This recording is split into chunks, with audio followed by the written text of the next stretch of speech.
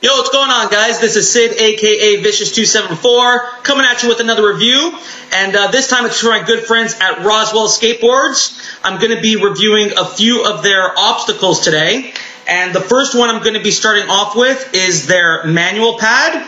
But before I get into that, just want to direct you guys to the description of the video where you can find the link to their website so you can check out all their amazing products, and the link to their YouTube channel so you can subscribe for product updates. He's constantly coming up with new ideas and posting videos about them, so you can check them out and give your opinions and see what you like. And if he gets enough likes on that product, he ends up making it. So go subscribe to the YouTube channel and check out the link for the website for all the prices and amazing products. And again, both those links are going to be down here. Alright, so the first thing I'm going to be getting into is their manual pad.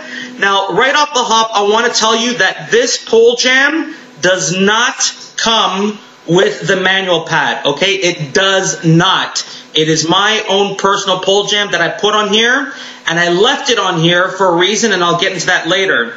Now, the first thing I want to show you guys is the size of this bad boy. It is very long, and just to give you an idea, here's my hand, so it's like two of my hands. It is very long and very wide.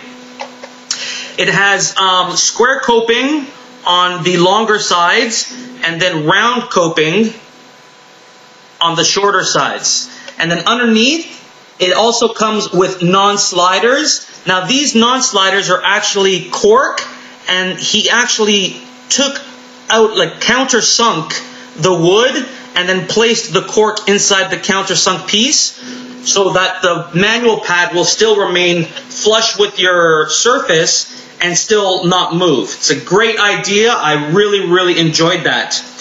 Now, the reason why I kept this pole jam on here is to show you that it's an excellent size for first fingerboarding, and then also if you want to put accessories on the obstacle, you would still have room to do like a flip trick out or flip onto, and not having to remove your extra that you put on the manual pad. So you can come this way and do a trick off the pole jam, and then you can come this way and do a flip trick off the manual pad, flip trick on. It's a perfect size for that. And you also notice that it's white. It's got like a laminate on it, which I guess protects the wood, and also gives you a little more slide, which I really enjoyed. And yeah, I highly recommend this manual pad. Very reasonably priced. Again, the link's going to be in the description so you guys can go check out all the prices. My only recommendation to Roswells regarding this obstacle would be to make the flat coping flush. As you can see, it's a little bit raised.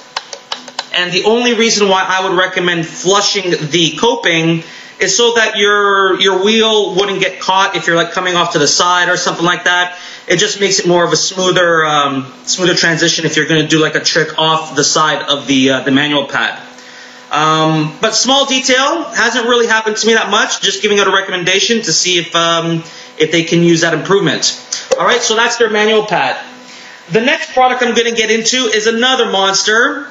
It is their kicker. And as you'll see, all their products come with bad DNA stickers. And this one, again, is a monster. It is huge. It's a kicker slash launch ramp, I guess. When I first got this kicker, I was actually pretty intimidated by it because of the size. But once I started using it, it was so much fun. The height you get off this thing is incredible. Another thing I want to show you is he also again countersunk the non-slider here as well.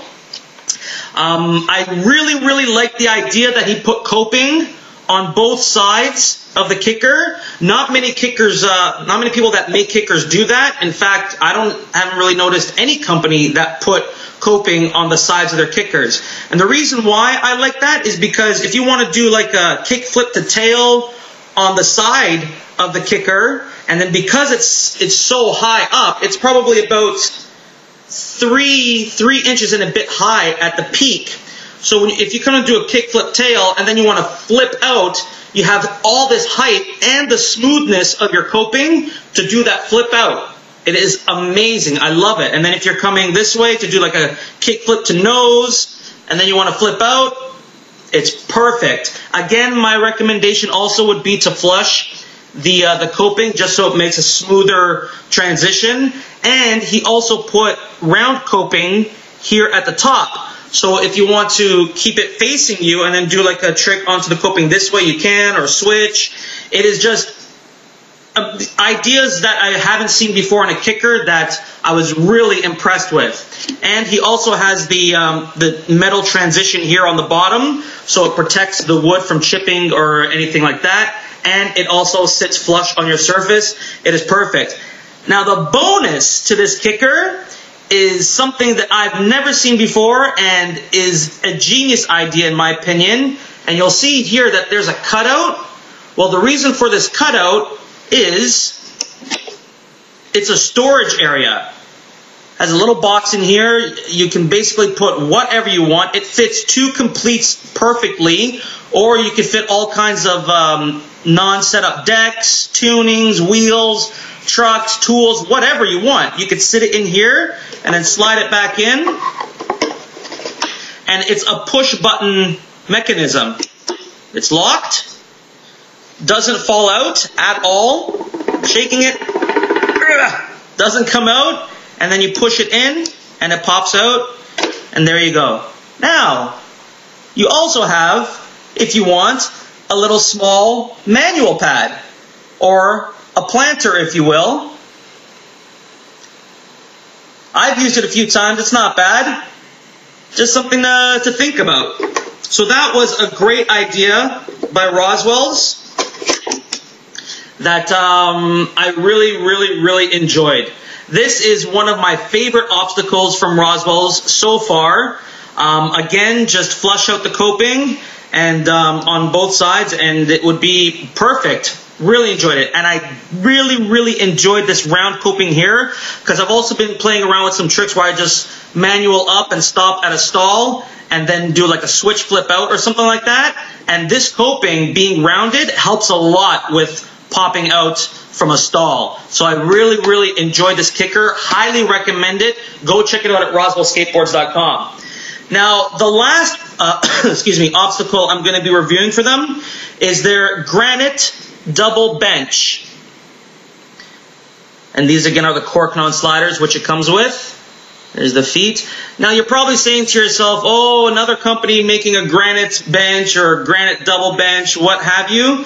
Well, there's a little bit of a difference to this one, and I'm going to show you that in a bit. And it's actually pretty cool once you see it. Now, this is maybe about 1 inch and a bit high, so it's a low obstacle, which I enjoy because you don't really have to pop that high to do your tricks. And it's very smooth, except that the sides here and the short ends, they were just a little bit rougher than what I'm used to. So what I did was I just grabbed some sandpaper and just lightly sanded the sides, and it was perfect. So my only recommendation with this one to Roswells would be, again, to just smooth out the sides a little bit more. But this is a super fun little mini. Actually, you could carry it around with you, take it to wherever you're going, and you have a portable obstacle right here that is extremely smooth and a lot of fun to use. Now, the one thing that makes this a little different from other granite benches out there, and this one again is the double bench, is this. I'm just going to show you. I'm going to try to get it in here. There you go. See that? They're bad DNA. Now you don't see it? Now you do. It's like slightly engraved into the top part of the landing area. In fact, it's so lightly engraved that you can't even feel it when your wheels go over it. Now, this one was a prototype that I received from Roswells, and what he's doing now is he's not going to be using the lighter color granite. And the reason for that is because the bad DNA symbol, when you look at it, you can't really see it. So what he's done is he's going to be using darker granites now, and there's actually pictures on the website that you can see right now where the engraved logo sticks out at any angle. You can see it from up top, you can see it from the side. It just pops out right away. It's the first thing you notice. So I highly recommend going to their website, clicking the link in the description, and checking out their obstacles, fingerboards, all their products. But look out for the darker granite benches, and you'll see how much this bad DNA logo sticks out. It is just a small little feature, but gives it that little extra. Bad DNA. So now you don't see it, now you do. I thought that was really cool. So again, Roswells Skateboards is the company. With skateboards being in their name, they also do sell skateboard products. They pretty much have everything that you need. And again, the links are going to be down here. Subscribe to their YouTube channel for product updates, because he's always looking for other people's input. All right, so go check them out and keep fingerboarding. 2 fingers, peace.